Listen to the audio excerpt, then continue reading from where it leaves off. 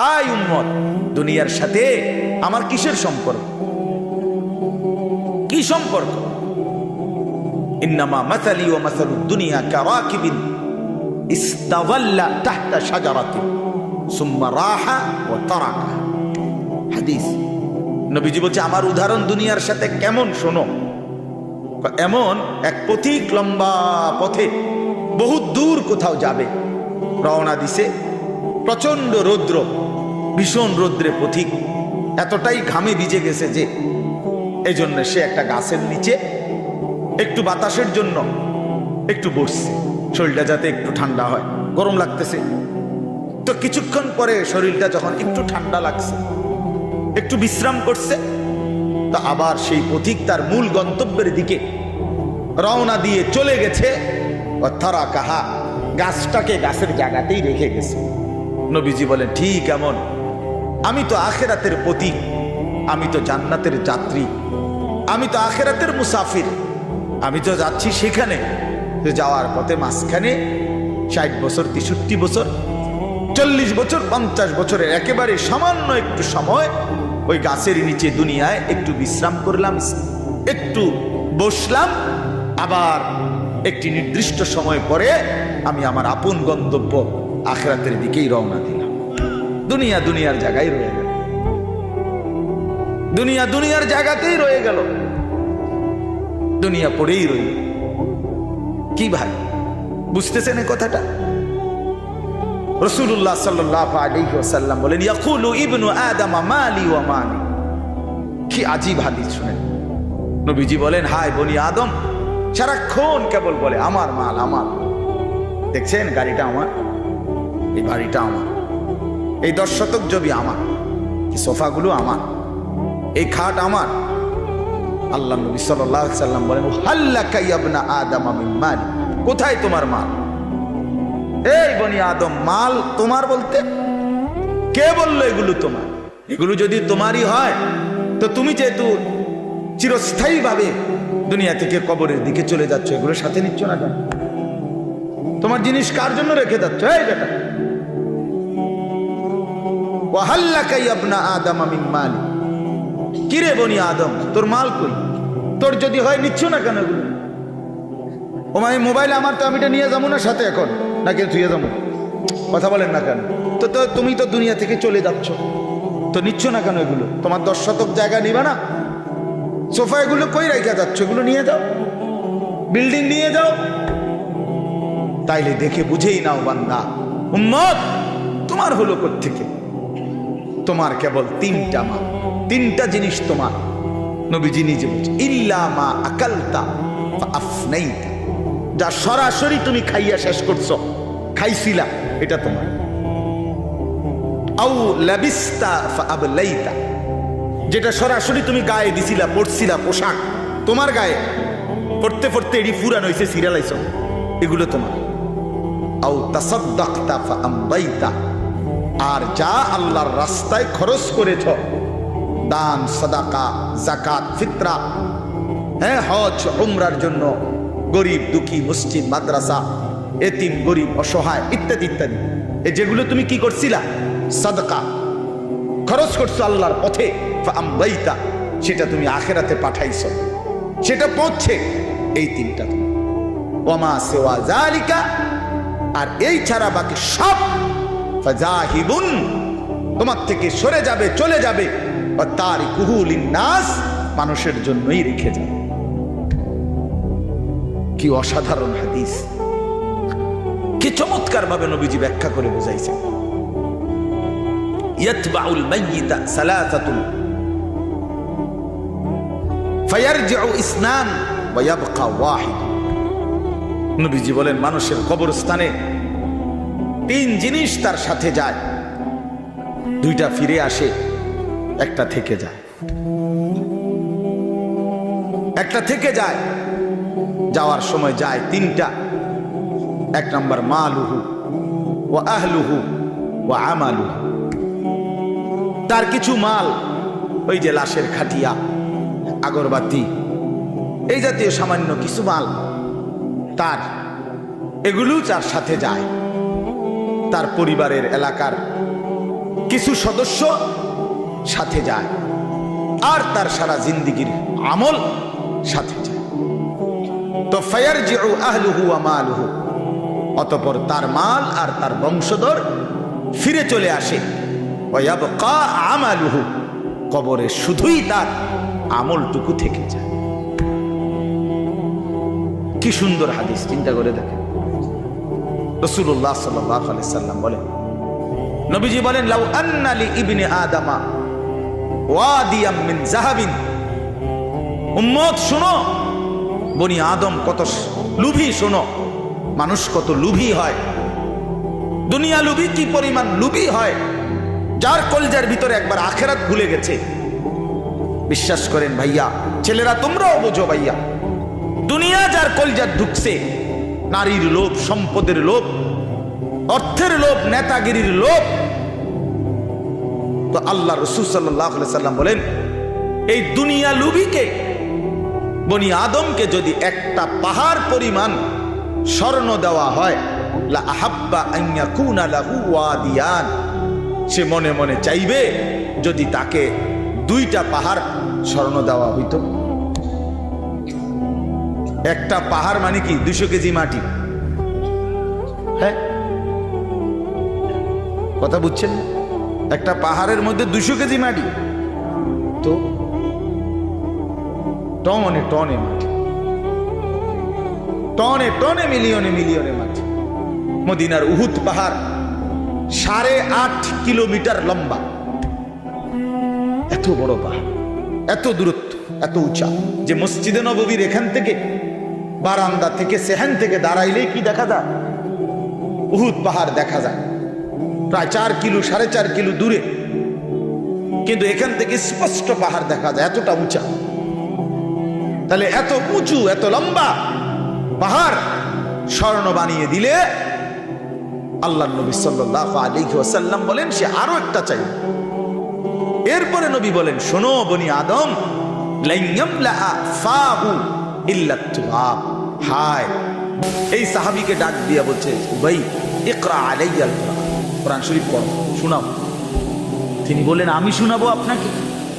আমরাই তো শুনি আপনার, আপনার সামনে আমি কোরআন পড়বো, এই সাহস তো আমার নাই। আল্লাহ নবী সাল্লাল্লাহু আলাইহি ওয়াসাল্লাম বললেন, আল্লাহ তাআলা তোমার নাম বলে আমাকে আদেশ করেছেন তোমার জবানে কোরআন শোনাতে।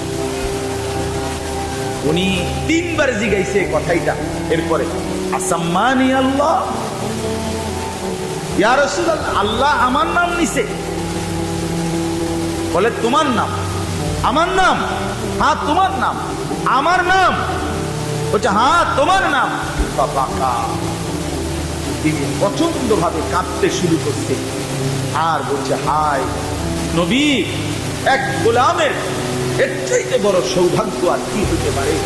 তার মালিক তার নাম,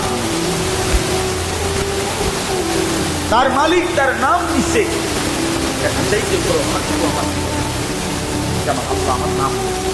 যাই হোক, আমার বলার উদ্দেশ্য হল, এই সাহাবী উবাই ইবনে কাব বলেন, এই যে হাদিস এটা, বা এটা নবীজি আমাদেরকে এত বেশি বার বলছে, বারবার বারবার বলতেন, তো আমরা প্রথমত কুন্না নারা, এটার সরাসরি তাফসীর আছে, কুন্না নারা হাদা মিনাল কোরআন, আমরা এটাকেই মনে করতাম যে এটা কোরআনের আয়াত। এত বেশিবার নবী এটা আমাদের সামনে, অর্থাৎ সাহাবীদেরকে দুনিয়া থেকে, দুনিয়ার রোগ থেকে ফিরাইবার জন্য, আখিরাত মুক্তি করার জন্য, পরকাল মুক্তি বুঝাবার জন্য এত বেশিবার বলছে এটা। উনি বলেন, আমরা প্রথমত এটা ভাবতাম এটা কোরআন শরীফের আয়াত। হাত্তা নাযালাত আল্লাহ তাকাসুর হাত্তা যুরতুমুল মাকাবির, এরপরে যখন আল্লাহকুমুত তাকাসুর এই সূরাটা নাযিল হয়েছে, এই আমি এখন যে সূরাটা বলছি তার পরে এটা যখন নাযিল হইল, তখন আমরা বুঝলাম যে না, এইটা হলো কোরআন, আর এতদিন যেটা মনে করছি এটা রাসূলের হাদিস। আল্লাহ নবী সাল্লাল্লাহু আলাইহি ওয়াসাল্লাম এভাবে উম্মতকে দুনিয়া থেকে সরাইছে, দুনিয়ার লোক। আজ আমরা জিন্দেগির মাকসাদ বানাই, জওয়ান বলেন, বুড়ো বলেন, আমি বলেন, আপনি বলেন, আমাদের জীবন শুধু দুনিয়া, অথচ আখিরাত, হাসরের ময়দান, কিয়ামত, পরকাল আমাদের দরজায় করা না। প্রতিনিয়ত আমাদের মৃত্যুবরণ করতেছে, এরা যেন আমাদেরকে হাত করা না, এটা না, এটা যেন বলতেছে আখিরাতে দিকে যাচ্ছি।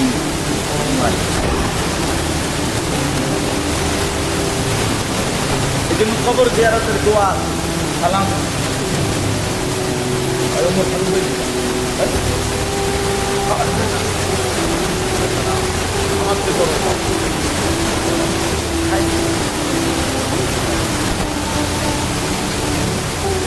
তো কবর জিয়ারতের দোয়ার মধ্যে,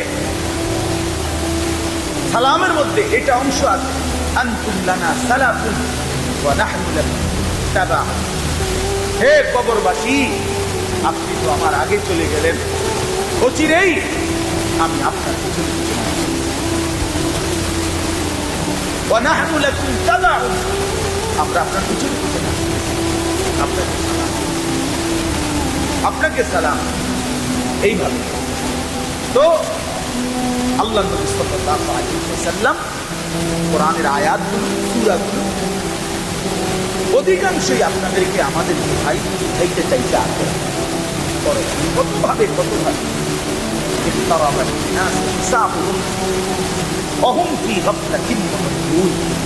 আল্লাহ তাআলা বলে, বান্দা হিসাবের সমস্ত কাছায় গেল, আখিরাত চলেই আসলো, কিয়ামত তো চলেই আসলো, আজ তো তুমি গাফিল হয়েই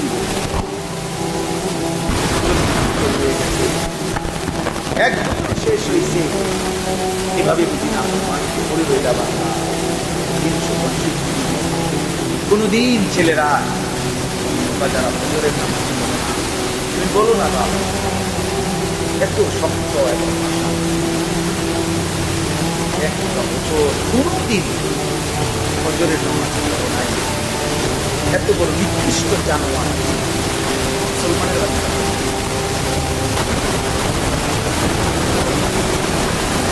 এত বড় জানোয়ার একটা মানুষের বাচ্চা, এটা কি পরিমাণ হাইওয়ান, কত বড় হাইওয়ান, কত বড় জন্তু, কত বড়। 1 বছর 365 দিন এই হাইওয়ান কোনদিন বছরের নামাজ, শুধু 1 বছর খবর নিলে দেখবেন 10, খবর নিলে দেখবেন 5।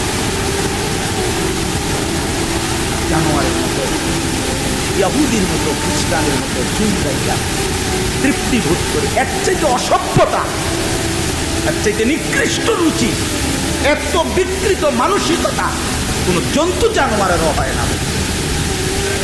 জন্তু জানোয়ার, তোমরা যে সমস্ত ছেলের চুল ইহুদির মতো, খ্রিস্টানের মতো, বেঈমানের মতো, বেটা তুমি একদম নিম্ন রুচির মানুষ, একেবারে ফসা মানুষ বেটা, ফালতু লোক বেটা তুই, তোর কোনো রুচি বলতে কিছু নাই, তোর কোনো রুচিবোধ নাই। কার মতো মুসলমানের বাচ্চা হইয়া মুসলমানের ঘরে জন্ম নিয়া বেটা আল্লাহর আযান শুনলি, ডান কানে বাম কানে করে আযান দিছি, এক পবিত্র মা করে 2টা বছর দুধ পান করাচ্ছে বেটা, কোন শরমে বেটা তুই ওই বেঈমানদের মতো চুল কাটবি বেটা? ওদের কোনো জাতপাত আছে বেটা? ওদের কোনো ইজ্জত আছে না সম্মান আছে? আল্লাহ তাআলা কোরআন কারীমে বলছে, ইন্নামাল মুশরিকুনা নাজাস।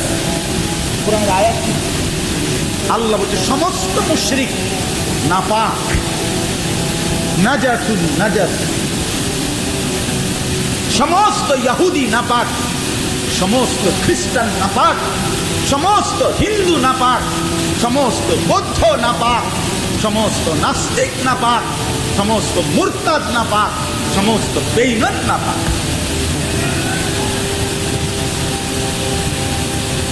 কার মতো বেটা চুল লাগে? কারে যাইকা বেটা পেশাব করে পানি বসে না? কোন সভ্যত থেকে শিখলি বেটা এটা? কার থেকে শিখলি? জীবনে 2-4 অক্ষর পড়ালেখাও করো নাই,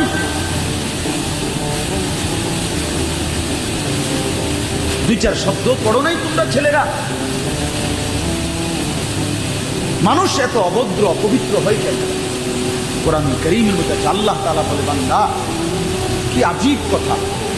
কোরআন শরীফে আছে, বান্দা কোনোভাবেই যদি পানি নাই, ঠিক আছে, ফাইন লাম তাজিদু মাআন ফাতায়াম্মামু সাঈদান তাইয়্যিবা, তাহলে মাটি দিয়ে, পবিত্র মাটি দিয়ে তায়াম্মুম করো, তবুও নিজেকে পবিত্র বানাও। যদি বলি আল্লাহ পানি নাই, ঠিক আছে, তো মাটি দিয়ে হলেও পবিত্র হইতে হবে। এত তাড়াহুড়াটা, পানি আইও, পানি পাইয়া লই, এরকমটা শুরু করলেন। কোরআন শরীফের সরাসরি আয়াত আল্লাহ তাআলা বলে, জানো ওয়ালাকিন ইউরিদু লিইউতাহহিরাকুম, আল্লাহ বলেন আমি না আমার ইমানদার বান্দাকে সারাক্ষণ পবিত্রই দেখতে চাই। দোস্ত আমার, এটা কোরআন শরীফের আয়াত। ওয়ালাকিন ইউরিদু লিইউতাহহিরাকুম, আমি আমার বান্দাকে পবিত্র, মুমিন আমার, ও অন্য কেউ না, ও আমার ইমানদার বান্দা। তো ইয়া আইয়ুহাল্লাযীনা আমানু ইযা কুমতুম ইলাস সালাতি ফাগসিলু ওয়ুজুহাকুম, এই আয়াতের মধ্যে, এই আয়াতের অন্তর্ভুক্ত অংশ এটা। ওয়ালাকিন ইউরিদু লিইউতাহহিরাকুম, ইমানদার পানি নাই, ঠিক আছে, তায়াম্মুম। কেন এমন তাড়াহুড়া? আল্লাহ তাআলা বলে, আমি যে তোমাকে ফীহি রিজালুন ইউহিব্বুনা আন ইয়াতাতাহহারু আল্লাহু ইউহিব্বুল মুতাহহিরিন। কোরআন শরীফের আয়াত আছে, আল্লাহ বলে, বন্ধু আপনার কিছু সাহাবীকে আমি দেখছি, আল্লাহ প্রশংসা করতেছে। মদিনার কুবা একটা এলাকা, এখানে নবীজি মদিনার মক্কা থেকে হিজরত করে এসে প্রথম ঢুকছিলেন। এই হিজরত করে আইসা প্রথম যেখানে ঢুকছেন, এই জায়গাটার নাম হলো কুবা নগরী। কুবা কি নাম? এই কুবা। এই এলাকার যারা সাহাবী ছিল, ওনাদের একটা অভ্যাস ছিল, ওনারা ওই সময় পানির তীব্র সংকট ছিল, পানি কম ছিল আর কি। তো তীব্র পানির সংকট থাকার পরেও ওনারা খাবারের পানি, রান্নার পানি, মানে ভাত তরকারি রান্নার যে পানি আর খাবারের পানি কম খাইত, কম ব্যবহার করত। এখান থেকে পানি বাঁচাইয়া পেশাব পায়খানার পবিত্রতার জন্য যে পানি দরকার, ওইখানে তারা পর্যাপ্ত পরিমাণ পানি ব্যবহার করত, যেন পবিত্রতার মধ্যে কোনো কমতি না। আল্লাহর কসম, এই কথাইটা, তাদের এই আখলাক আচরণটা আল্লাহ এত পছন্দ করতে কোরআন শরীফের আয়াত নাজিল করে ডাইরেক্ট তাদের প্রশংসায় আল্লাহ বলছে, ফীহি রিজালুন, আপনার সাহাবীদের মধ্যে কিছু লোক এমন আছে আমি দেখতেছি, ইউহিব্বুনা আন ইয়াতাতাহহারু, যারা ভালোভাবে পবিত্রতা অর্জন করাটাকে খুব পছন্দ করে। আল্লাহু ইউহিব্বুল মুতাহহিরিন, নবী শুনায়ে দেন এমন পবিত্রতা অর্জনকারীদেরকে আমি আল্লাহও ভীষণ ভালোবাসি।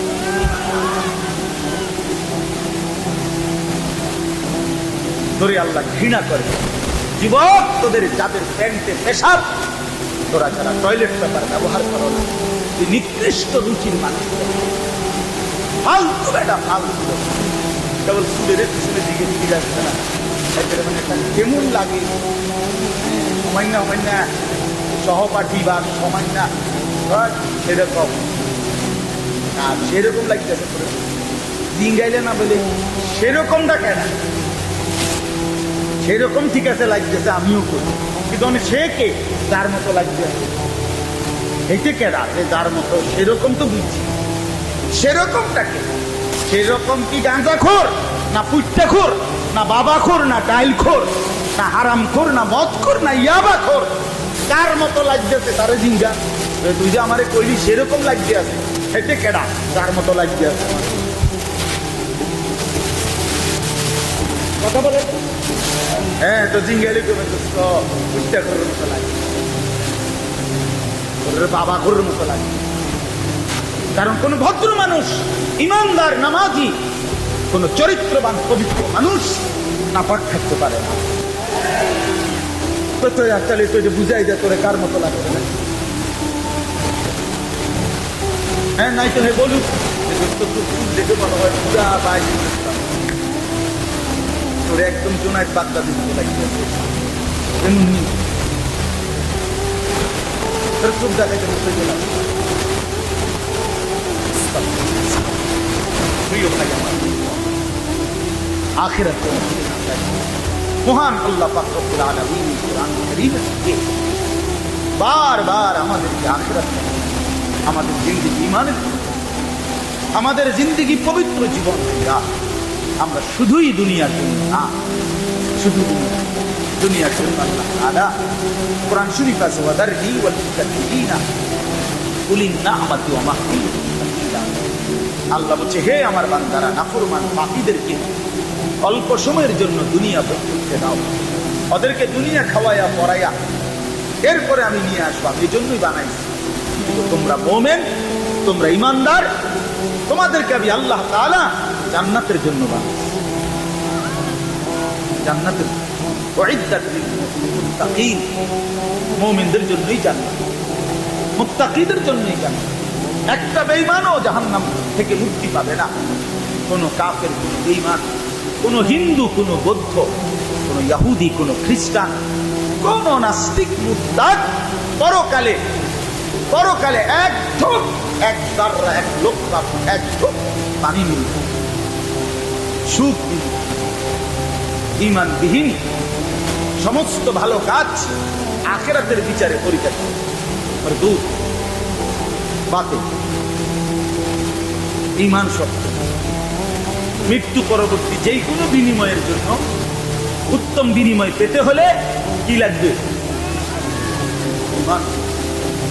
ঈমান ঈমান হারা সর্বহারা, আল্লাহ হারা সর্বহারা। এই জন্য আল্লাহ তাআলা আমাদেরকে বানাইছিনি আখিরাতে, আখিরাত নিজের খালাকতুল আশিয়া আলি আজালি ওয়া খালাকতুকা লি। আল্লাহ বলছে, বান্দা গোটা দুনিয়া আমি তোমার জন্য বানাইছি, তোমারে শুধু আমার জন্য। সারে দুনিয়া তেরে লিয়ে, তু সিরফ মেরে লিয়ে। বাহ, এই কথা ভাবলেই তো অবাক। আমার তো খুব ভালো লাগে। ওই কি মানুষ, हाँ, सारे दुनिया तेरे लिए, तू सिर्फ मेरे लिए। গোটা দুনিয়া বান্দা তোর, যা বান্দা সবটা দুনিয়া তোরে দিলাম, তোকে শুধু আমার জন্য রাখি। তুই সিরফ মেরে, তুমি আমার, তুমি আমার হয়ে থাকো, আমার সিজদা করবা, আমার নামাজ, আমার হুকুম পালন করবা। তো দুনিয়া ও ইজ্জতের সাথে আমি আল্লাহ চালাবো, আখিরাতেও তুমি সর্বোচ্চ সম্মান, রিজিক, সর্বোত্তম জান্নাত আমি নিজে দিয়ে দেব। ফালানুহইয়ান্নাহু হায়াতান তাইয়্যিবা ওয়া লানাজজিয়ান্নাহুম আজরাহুম বিআহসানি মা কানু ইয়ামালুন। রব্বুল আলামিন বলেন, দুনিয়াতেও আরামের জীবন দেব, আখিরাতেও সর্বোত্তম বিনিময় দেব। শর্ত কেবল দুইটা, এক নাম্বার ঈমান, দুই নাম্বার নেক আমল। মান আমিলা সালিহাম মিন যাকারিন আও উনসা। আল্লাহ বলেন, পুরুষ কিংবা নারী যদি ঈমান অবস্থায় সব নেক আমল করতে পারো, আমি আল্লাহ ওয়াদা দিলাম বান্দা, দুনিয়াতেই তোমাকে আরামের জীবন দেব, আখিরাতেও সর্বোত্তম বিনিময় দেব। চলে আমার কথা শেষ। আমার বাপ, আমি তর্জমা শোনাই, আপনি দামি খাই, অনেক মহব্বত করতে এই মাদ্রাসার মাহফিলে আসার সুযোগ হয়েছে, এতটুকুই। আরো উলামায়ে কেরাম, আমাদের আল্লামা মুফতি আমজাদ হুসাইন সাহেব হযরত অনেক অসুস্থ হয়েছে, আজকে অনেক দিন ধরে ডেঙ্গুতে আক্রান্ত, আজকেও আসরের পরে কথা বলছে, খুব আস্তে আস্তে কথা বলে, খুব ক্লান্ত, দুর্বল। তারপরও আমার বলছে যে আমি মুসলিম লেগে হলো আসছি। আমাদের আজকে যে একজন মৌলানা শেষ বয়ান করবে, অসাধারণ। আপনাদের ছেলেদেরকে, তোমাদেরকে বলবা, আমার অনুরোধ রইল, আমার এই কথাটা রাখি, তোমরা ওর বয়ান শুনি। আমি নিজেও ওর বয়ান শুনি, আমি নিজেও এর বক্তা। অসাধারণ বয়ান, হযরত মৌলানা মুফতি ইউসুফ বিন আর বয়ান চমৎকার। একেবারে আল্লামা মুফতি আরিফ বিন হাবিব যেমন সব কথা হাদিস থেকে বলে, এই নওজোয়ান মাওলানাও ঠিক এরকম অনর্গল রাসূলুল্লাহ সাল্লাল্লাহু আলাইহি ওয়াসাল্লামের হাদিস বলতে থাকে। হ্যাঁ, এই জন্য সবাই ইনশাআল্লাহ এই মাওলানার বয়ান শুনবার চেষ্টা করবেন। তো তর্জমাটা শুনেন। আল্লাহ তাআলা মূল বক্তব্য এটাই যে আল্লাহ আমাদেরকে আখিরাত মনে করাই। কি? কোরআনুল কারীমের 30 নম্বর পারা 101 নম্বর সূরা আল কারিআ, এই সূরার আল্লাহ বলেন আল কারিআতু মাল কারিআ। আল কারিআ হলো যেটা দরজায় আঘাত করে খটখট খটখট আওয়াজ করে, এই খটখটকারী। আল্লাহ বলেন মাল কারিআ, বলো তো খটখটকারী বলতে কি? ওমা আদরাকা মাল কারিআ। আবারও বলছি নবী আপনাকে জানতে চাচ্ছি, জানেন এই আঘাতকারী খটখটকারী কি? আল্লাহ বলেন সেটা হলো আখিরাত, কিয়ামত, যেটা আপনার কাছে প্রতিদিন আমাদের কাছে খটখট করে আমাদের দরজায় যেন ঘন্টা বাজাইয়া বলে যাচ্ছে যে কিয়ামত তো চলেই আসলো। আখিরাতের প্রস্তুতি কি হলো বলো? ওই মানুষ তো মরে গেল দেখলা, তুমিও তো মরে যাবা, তোমার প্রস্তুতি কি বলো? এক লোকের জানাজা যাচ্ছিল, লাশ, এক বুজুর্গ আল্লাহওয়ালা ওই সামনে দাঁড়ানো, তো ওনার পাশের এক লোক বলতেছে কার জানি কবর, কার জানি মৌত হইল, আরে কার জানি কার জানি। তখন তিনি বললেন ভাই তোমার মরণ হইল নয়তো আমার মরণ। মানে এইটা ভাবো যে হয় তোমার মরণ হয়েছে নইলে কার মরণ হয়েছে? আমার মরণ হয়েছে। আর ভাবো সে তো মৃত্যুবরণ করছে, তিনটা অবস্থা তার শেষ। একটা হলো আজরাইলকে দেখা, এটা তার শেষ। এরপরে জান কবজের যন্ত্রণা, এটা তার শেষ।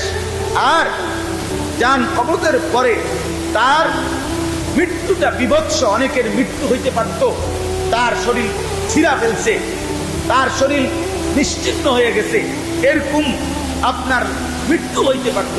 কিন্তু তার তো স্বাভাবিক মৃত্যু হইল যে তার লাশটা অক্ষত আছে, দেখা যায়।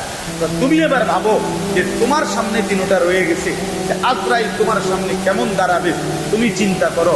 তোমার জান কবজের কষ্ট কেমন হবে, তুমি ভাবো। তোমার মৃত্যু কি স্বাভাবিক হবে নাকি অ্যাক্সিডেন্ট আর অস্বাভাবিক কোনো মৃত্যু হবে, সেটা নিয়ে ভাবো।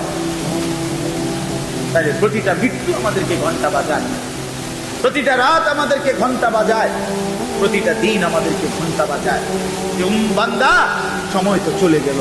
আখিরাতের কি হলো, কবরের কি হলো, পরকালের কি হলো? ইয়াউমা ইয়াকুনুন নাসু কাল ফারাশিল মাবথুথ ওয়া তাকুনুল জিবালু কাল ইহনিল মানফুশ। আল্লাহ বলে একদিন সত্যি সত্যি কিয়ামত হবে, ইসরাফিল ফু দিবে। সেদিন কি হবে? সেদিন সমস্ত মানুষগুলো হয়ে যাবে বিক্ষিপ্ত পতঙ্গের মতো। বিক্ষিপ্ত পতঙ্গ মানে আপনারা একটু সহজ বুঝবেন, ওই যে বাতির মধ্যে, লাইটের মধ্যে, আলোর মধ্যে অনেক সময় যে সাদা সাদা পোক এগুলো আসে, এগুলো দেখছেন? এগুলো কি করে? উলু উলু, এই যে আর একটু বড় বড় সাদা সাদা, হ্যাঁ, এই উলু উলু, এই উলু পোকা। এইটা যেমন মাঝে মাঝে এইভাবে আসে চারদিক থেকে উইরা উইরা আইয়াই পইরা হয় আগুনের মধ্যে, বাতির মধ্যে, আলোর মধ্যে পইরা পইরা মরে, নিচে মরে। তো আল্লাহ পাক বলেন ইসরাফিল ফু দিবে, কিয়ামত শুরু হবে। মানুষ এরকম পাগলের মতো, উলুর মতো দৌড়াইয়া পতঙ্গের মতো চারিদিকে দিক বিদিক শূন্য হইয়া দৌড়তে থাকবে। কেউ বলতে পারবে না কে কোথায় যাচ্ছে, কোথায় দৌড়াচ্ছে, কি হচ্ছে। সবাই অস্থির হয়ে যাবে। এরই মধ্যে যে যেখানে গিয়ে পড়ে যাবে ওইখানেই তার মৃত্যু, ওইখানেই কবর। ওয়াতাকুনুল জিবালু কাল ইহনিল মানফুশ। পাহাড়গুলো একটা নমুনা আল্লাহ বলছে, পাহাড়গুলো তুলারে দীর্ঘক্ষণ মেশিনের মধ্যে ধুনাইয়া সারলে এবার যখন ঝরঝরা হয় তুলা, তো এবার যদি বাতাস লাগে তাইলে যেমন এটা উঠতে শুরু করে, তুলা উড়ে। তো আল্লাহ তাআলা বলে পাহাড়গুলো এরকম ধ্বনিত তুলার মতো উঠতে থাকে। পুরা সৃষ্টির সবকিছু ভাঙ্গা চিরা শেষ হয়ে যাবে। হাসরের ময়দান কায়েম হবে। আর সেখানে কি হবে? দুইটা অবস্থা। ফাআম্মা মান সাকুলাত মাওয়াজিনুহু, সেই হাসরের ময়দানে আমলনামা হাতে নিয়ে মিজানের পাল্লায় যার নেকি ভারী হবে, ফাহুয়া ফি আইশাতিন রাদিয়া, সেই সন্তুষ্টিময় আরামদায়ক জান্নাতের জীবন লাভ করবে। ওয়া আম্মা মান খাফফাত মাওয়াজিনুহু ফাউম্মুহু হাওিয়া ওয়া মা আদরাকা মা হিয়া নারুন হামিয়া। আর যার আমলনামা মিজানের পাল্লায় ওজন দেওয়ার পরে হালকা হবে, গুনাহ ভারী হবে, নেকি হালকা হবে, আল্লাহ তাআলা বলেন তার ঠিকানা হবে হাবিয়া নামক জাহান্নাম। আর আল্লাহ নিজেই বলে, নবী জানেন হাবিয়া জাহান্নামটা কেমন? নারুল হামিয়া, একেবারে প্রজ্বলিত ধাউ ধাউ করে জ্বলন্ত আগুন, এটার নামই হচ্ছে হাবিয়া। এখানে একটা কথা শুধু বলি, কথা আমার শেষ। এক নম্বর কথা হলো, এই জিন্দিগির মধ্যে যদি আমল বাড়াই তাহলে আখেরাতে জান্নাত হবে। এই জিন্দিগির মধ্যে যদি নাফরমানি বাড়াই তাহলে আখেরাতে জাহান্নাম হবে। মানে একটা শব্দ আছে ফাউম্মুহু হাবিয়া। এই ছেলেরা, তোমাদের জন্য আমি শেষ এই কথাটা আবার বলে যাই। এই শব্দটার তাফসীর আমি আজকেও করছি, তাফসীরে কুরতুবীতে, তাফসীরে ইবনে কাসিরের মধ্যে আছে। আল্লাহ তাআলা বলছেন ফাউম্মুহু হাবিয়া, নাফরমান পাপীকে হাসরের ময়দানে এই উম্মুহুর শব্দের অর্থ হলো উম্মু রাসিহি, অর্থাৎ তার মাথার সামনে যে চুল, এই চুল ধরে দাঁড়ানো মানুষটাকে বেইজ্জতি করে নিচে নামাইয়া এরপরে লাথি দিয়া জাহান্নামে। এইটা অতএব এই লম্বা চুল, এই বিকৃত চুল ছাড়ো, ছাড়ো, নাই তো জাহান্নামের ফেরেশতা টান দিয়া ধইরা তোরে দাঁড়ানো থেকে নিচে ফেলাইয়া একটা লাথি দিয়া জাহান্নামে ফেলে। তখন বুঝবা। এই জন্য আমি অনুরোধ করলাম, রাগ হইও না, আমি শক্তই বললাম, মনে করো তোমরা এই স্বাভাবিক চুল রাখো, স্বাভাবিক চারদিকে সমান চুল রাখো। এটা কোনোভাবে, এটা অসভ্যতা, এটা ফ্যাশন না, এটা জাহান্নামীদের চিহ্ন ভাইয়া, এটা দাজ্জালের চিহ্ন। দয়া করে আমার এই কথা ফিরাই দিও না, ফিরাই দিও না। নিয়ত করো ইনশাআল্লাহ, ছেলেরা ছেলেরা নিয়ত করো, বলো যুবক ইনশাআল্লাহ, পাক্কা নিয়ত করো ইনশাআল্লাহ। তোমাদের যুবক আগামী দিনের জন্য, ইসলামের জন্য রেডি হতে হবে। তোমরা নামাজ পড়তেই হবে বাবা। আল্লাহকে রাজি না করলে আমার মাতৃভূমিও নিরাপদ থাকবে। ফিলিস্তিন বহুদিন যাবৎ রক্তাক্ত, রোহিঙ্গা বহুদিন যাবৎ আরাকান রক্তাক্ত, কাশ্মীর বহুদিন যাবৎ রক্তাক্ত। আজ আমার মাতৃভূমিও শহীদ সাইফুল ইসলামের রক্তে রঞ্জিত। এ কথা বেঈমান প্রমাণ করে দিছে ইসকনের গুন্ডারা, সন্ত্রাসীরা, এই বেঈমানরা প্রমাণ করে দিছে যে মুসলমান সুযোগ পাইলে তোদের কাউরে ছাড়ব। কি হুজুর কি ভাবলি, কাউরে বইয়া মোবাইল টিপো, বইয়া নারী দেন। একদিন যখন বেঈমান গর্দানে ছুরি রাখবে, সেদিন বুঝবা আল্লাহ কি জিনিস, আল্লাহ কি জিনিস। এজন্য মরলে যদি ঈমানের সাথে মরতে পারি, সেজদা দিয়ে মরতে পারি, আল্লাহর গোলামি করে মরতে পারি, তো এই জীবন যদি চলেও যায়, রক্তে যদি জমিন ভেসেও যায়, কোনো অসুবিধা নেই। ঠিক কিনা বলেন না কেন? মরণ যখন শহীদে মরণ, খারাপ, কোনো সমস্যা নাই। ঈমানের মৃত্যু ব্যর্থ না, শহীদের মৃত্যু ব্যর্থ না। কিন্তু যদি নাফরমানির মৃত্যু হয়, যদি বেনামাজি মৃত্যু হয়, যদি শরীর নাপাক, প্যান্ট নাপাক, নারী দেখতে দেখতে, উলঙ্গ ছবি দেখতে দেখতে, তো এই অবস্থায় যদি তোর মরণ হয় বেটা, কি হবে? কি হবে বাবা? এই জন্য দয়া করে আখেরাতের জন্য প্রস্তুতি নাও, পরকালের সামান বানাও, নিজের আখেরাত সুন্দর করো। প্রতিটা ছেলেকে তৌফিক দান করেন। বাবারা, আপনাদেরকেও বলি, 60 বছর 50 বছরে আপনারা আখেরাতের ফিকির করেন, কবরের ফিকির করেন, পরকালের সামান কি হলো সেটার ইন্তজাম করেন। খাট পালং, সোফা, ফার্নিচার, এগুলো যেদূর হইছে আপনি শেষ না করলেও এটি পোলাইনে পরে করব, নাতি নাতিরা আরো বানাইবো, এটি শেষ হইতো না। পৃথিবীতে আমনে মরার পরও গাছ থাকবো, আপনি মরে যান, কোনো অসুবিধা নাই। আপনি মরে দেখবেন গাছ পড়ছে না। পৃথিবীতে আমনে মরার পরেও দুনিয়া থাকবে, কাজে দুনিয়া ওরা বাকিরা করবে, আপনি এবার কবরের সামান করবেন। আল্লাহ আমাদের বাবাদেরকে, চাচাদেরকে, বয়স্কদেরকেও আখেরাতের কবরের পুঁজি সংগ্রহ করার তৌফিক দান করেন। মা বোনদেরকে পর্দার ইজ্জতের কদর বুঝার তৌফিক দান করেন। তোমরা ছেলেদেরকে আল্লাহ তাআলা আগামী দিনের ইসলামের জন্য কবুল করে নেন, বলেন আমিন।